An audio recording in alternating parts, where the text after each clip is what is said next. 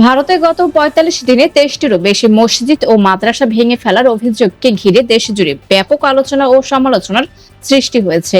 বিভিন্ন মানবাধিকার সংগঠন, রাজনৈতিক বিশ্লেষক এবং মুসলিম সম্প্রদায়ের পক্ষ থেকে এ ঘটনায় গভীর উদ্বেগ প্রকাশ করা হয়েছে।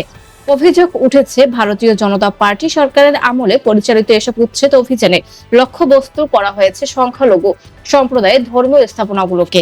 স্থানীয় সূত্র ও আন্তর্জাতিক গণমাধ্যমের প্রতিবেদন অনুযায়ী ভারতের বিভিন্ন রাজ্যে অবৈধ স্থাপনা উচ্ছেদ অভিযানের অংশ হিসেবে এসব মসজিদ ও মাদ্রাসা গুড়িয়ে দেওয়া হয়েছে। তবে সমালোচকদের দাবি, এসব অভিযানে আইন প্রয়োগের নামে বেছে বেছে মুসলিম সম্প্রদায়ের স্থাপনাগুলোকে টার্গেট করা হচ্ছে, যা সাম্প্রদায়িক উত্তেজনা বাড়িয়ে তুলতে পারে। এ বিষয়ে মানবাধিকার কর্মীরা বলছেন, ধর্মীয় স্থাপনা উচ্ছেদের মতো সংবেদনশীল ইস্যুতে আরো সতর্কতা ও স্বচ্ছতা প্রয়োজন।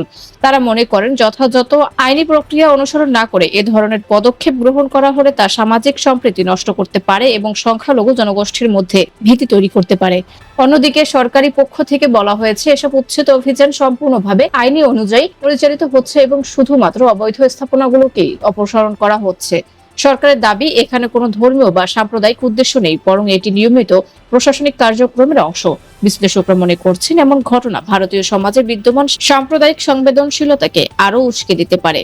তাই পরিস্থিতি নিয়ন্ত্রণে রাখতে সংশ্লিষ্ট কর্তৃপক্ষের উচিত স্বচ্ছতা বজায় রাখা এবং সকল পক্ষের সঙ্গে সমন্বয় করে সিদ্ধান্ত গ্রহণ করা। সার্বিকভাবে এই ঘটনাকে ঘিরে দেশটির রাজনৈতিক অঙ্গন ও সামাজিক পরিমণ্ডলে নতুন করে বিতর্ক তৈরি হয়েছে, যা ভবিষ্যতে আরো বড় প্রভাব ফেলতে পারে বলে আশঙ্কা করা হচ্ছে। সানিয়া খান, তালাশ বিডি, ঢাকা।